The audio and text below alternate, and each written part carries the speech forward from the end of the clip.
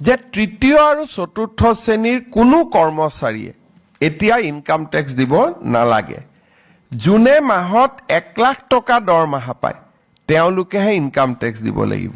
তানে 12 লাখ টকা বছৰ আৰু মাহত 1 লাখ টকা উপাৰ্জন নকৰা কোনো ব্যক্তিয়ে এইবাৰ আৰু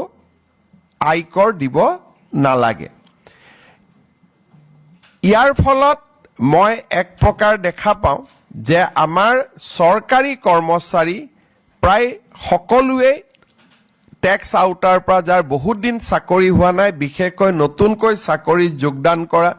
5 বছৰ 10 বছৰ 15 বছৰ চাকৰি কৰা কোনো লোকে ইনকাম টেক্স দিব নালাগিব ব্যক্তিগত খণ্ডটো উদ্যোগসমূহতো কাম কৰা খুব কম মানুহে ইনকাম টেক্স দিব লাগিব এক প্ৰকাৰ খুব ভাল ফাৰ্স্ট ক্লাস কন্ট্ৰাক্ট নকৰা বা ভাল কোনোবাই ব্যৱসায় নকৰিলে ইনকাম টেক্স দিয়াৰ প্ৰয়োজনীয়তাটো বহু পৰিমাণে নোহোৱা হ'ব ই ভাৰতৰ মধ্যবিত্ত সমাজখনলৈ এক বিশাল সকাহ